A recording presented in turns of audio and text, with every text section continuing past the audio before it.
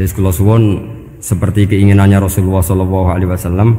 Terus niki terakhir anna Rasulullah sallallahu alaihi wasallam kana la yanamu hatta yaqra alif lam mim tanzil wa tabarakalladzi biyadil mulku wa qala las antawuf yufaddilani kulla suratin fil Qur'an bisab'ina hasanatan. Jadi di antara kelebihannya surat Tabarak adalah mengungguli umumnya surat dengan kelas 70 kali derajat. Jadi keunggulannya surat Tabarak itu bisab'ina darajah di bawah surat-surat yang lain. Sudah, ini surat Tabarak agak panjang. Tapi alhamdulillah dari semua itu surat Tabarak itu kalah bi qul huwallahu ahad. Jadi ini nikmat terbesar kita. Karena enggak perlu Tabarak, saiki porsi ini diturunkan jadi apa? Qul. Makanya banyak tarawih main apa? Qul. Itu bukan cari cepet, itu dalile musalsal ila Rasulillah sallallahu alaihi wasallam. Jadi ada sahabat itu kalau ngimami main kulhu. Di Indonesia masih mendingan kulhunya rakaat kedua ya. Itu enggak sahabat ini rakaat pertama ya kulhu, kedua ya kulhu. Masih mendingan di Indonesia dipakai selingan rakaat kedua. Singkat cerita sahabat yang makmum ini lama-lama mangkel, matur ya Rasulullah, ini orang yang kau pasrai jadi imam itu sering main kulhu. Akhirnya Nabi memanggil, ya fulan, kenapa kamu suka baca kulhu? Li'annaha sifatur rahman, karena dalam surat kulhu itu semuanya menerangkan sifatnya Allah Ta'ala. Maka saya suka itu. Nabi saat itu juga dapat wahyu, ya Muhammad kasih tahu orang itu, inni uhibbu, saya suka dia karena dia suka kulhu. Nah, itu aja hafalkan itu. Jadi itu riwayat yang lebih menggembirakan itu. Jadi tidak usah Tabarak, cukup apa? Kulhu. Dan itu lebih mutawatir. Makanya kalau legenda dunia kiai itu kan ini ada cucunya Sayyidina Ali. Tuh, siapa yang bisa khatam Quran sekian menit? Yang menang Sayyidina Ali ya, karena baca kulhu sampai 3 kali. Yang dianggap takdilul Quran, sudah sama dengan baca Quran. Jadi ini ijazah terakhir, ini jadi porsinya tambah turun. Saya tuh suka. Saya itu punya banyak penggemar lah di Jogja, di Jakarta. Memang agama ini harus mudah. Saya itu kalau baca kulhu itu sampai nangis. Nangis saya bukan karena faham atau haru, itu enggak. Sebaik itu Allah. Masa gara-gara hafal kulhu, main kulhu dicintainya? Ya karena memang Allah itu benar-benar zat yang baik. Makanya saya punya teman itu kurang ajarnya Masya Allah. Kalau tes ditanya rukun Islam berapa, nawaqidul wudhu berapa, muftitatus sholat berapa, semuanya dijawab la ilaha illallah. Terakhir ditulis kafir Pak, sama nyalahno iki. Nyalahno la ilaha illallah kafir apa ndak? Gurunya bingung kan akhir. Di ek iku la ilaha illallah kok di ek. Akhirnya bocah diceluk, "Cung maksudem piye? Mun sampean wani ngek Pak, kafir Pak." Akhirnya sugahno ribet-ribet. Pertanyaan apa tuh? Ma mubtilatus sholat la ilaha illallah. Nah gitu wudu ya. Tapi jangan tiru lho. Lah gurune kok ngek kawani kafir. Siapa yang berani ngek la ilaha illallah? Ya ana menas sing bowel iku.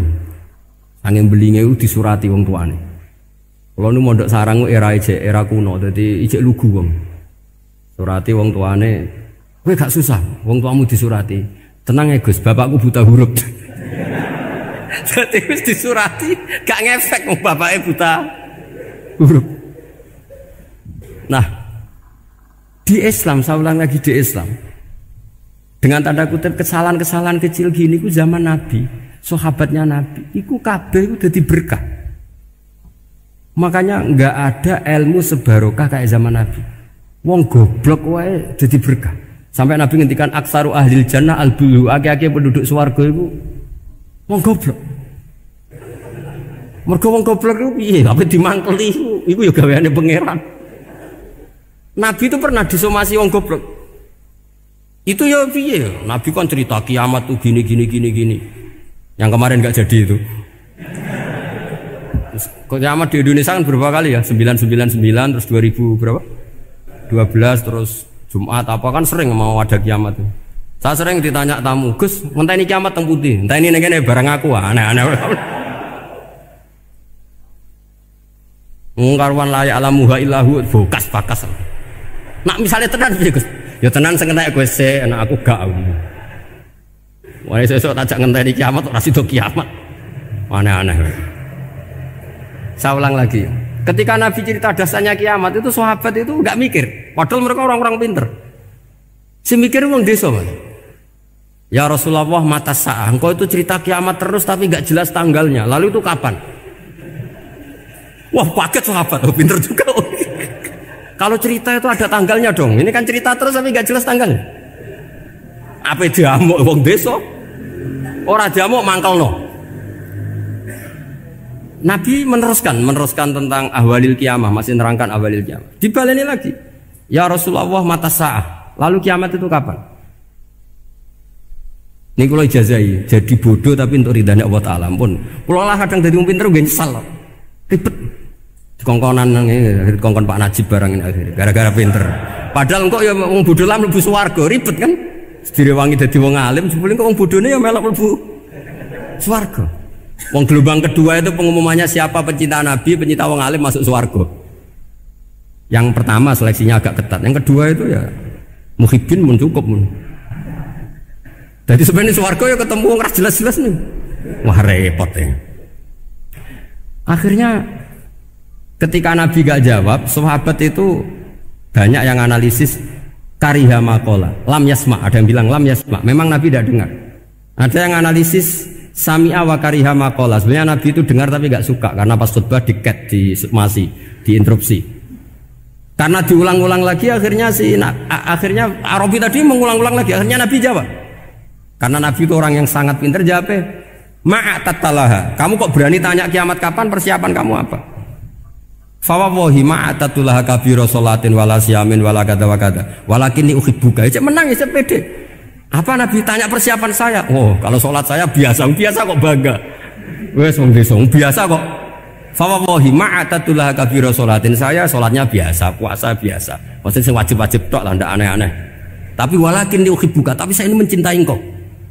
Apa jawabannya Nabi? Almar'u ma'aman ahabba. Dan itu melegenda seluruh dunia, baru kayak Bedui.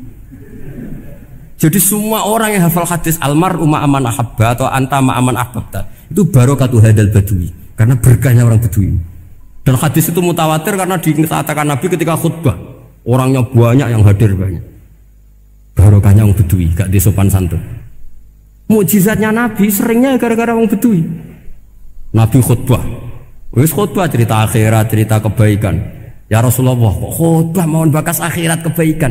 Sekarang itu tidak ada hujan, halakatil amwal. Sekarang harta hilang semua. Hewan-hewan sudah mau mati semua karena apa? Kekeringan. Mohon jenengan rasa bakas niku, pun jaluk udan mawon. Nabi langsung Allahumma, wah langsung udan tuwurs.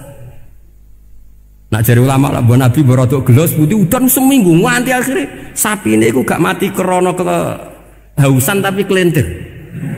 Parani nek Nabi nuli ora ngrasa salah paren. Ya Rasulullah, wong kula njuk donga udan ben ra mati, saiki mati tenggelam. Mun lereni santai wae. Akhirnya Nabi itu nuruti meneh. Allahumma hawalena wala alina Allahumma alal akam wa dzirab terus. Di wong desa. Betapa barokahnya wong desa iki orang tahu. Betapa Rasulullah itu sekali ngendikan alam itu harus tunduk. Jadi min mu'jizati Rasulullah sallallahu alaihi wasallam itu sekali ngendikan alam itu harus ngikuti. Jadi Nabi misalnya ngendikan hujan, itu panitia hujan, malaikat hujan harus nuruti. Nabi ngendikan berhenti juga harus berhenti. Makanya enak jadi Nabi itu. Tapi kamu nggak mungkin, sudah tutup, sudah tidak mungkin. Makanya Nabi itu pernah minta dalam satu maidah, ya fulan saya ambilkan dirok. Dirok itu kaki kambing yang depan, diambilkan. Ambilkan lagi, diambilkan. Ambilkan lagi ya Rasulullah, bukankah kambing hanya punya dirok dua, kaki depan dua? Andaikan kamu bilang iya, maka akan selalu ada dirok selagi aku minta-minta. Karena alam ini akan mengikuti. Jadi Nabi misalnya mau dahar gitu ya, kok Nabi ngendikan ya Jabir, ini jangan kamu entas, yang entas harus saya. Ini cukup untuk makan orang banyak. Nabi sekali ngendikan cukup. Nasi ini punya konstitusi, harus cukup. Karena Nabi ngendikan cukup. Itu hebatnya Nabi. Beliau punya spesial. Alam ini harus nurut sama beliau. Makanya disebut wadhabu wal ghazala yasyadani laka birrisalah. Semuanya itu harus tunduk. Nah, akhirnya syafaat-syafaatnya Nabi itu gara-gara desa-desa. Saya itu pengagum wong bodoh ya, termasuk hadisul Arabi tadi. Ada orang desa tanya, ya Rasulullah nanti kalau saya mati itu yang ngisap siapa ya? Allah ya. Wah bagus lah, terus mulai. Barang mulai, abe guyu-guyu. Nabi iya karpe, dipanggil lagi. Ya Arabi, kenapa kamu tertawa-tawa terus pulang? Ya baguslah kalau yang ngisap Allah. Selama ini hubungan sama Allah saya baik-baik saja. Tapi Nabi muji faqhu hadzal Arabi, wis pinter kowe cong. Terus pernah lagi ada orang Bedui tanya, hal yadhakur rabbu ya Rasulullah, apakah Tuhan itu pernah senyum, pernah tertawa? Naam, kata Nabi, ya pernah. Lan na'dima min rabbin yadhaku khairan. Kalau Tuhan pernah senyum, pernah tertawa, wah orang kalau pernah tertawa itu pasti baik. Ya baguslah, enggak apa-apa. Jadi makanya ini unik ya, Islam itu agama yang unik. Agama yang berkah, yang alimnya ya ketulungan, yang bodoh juga ketulungan.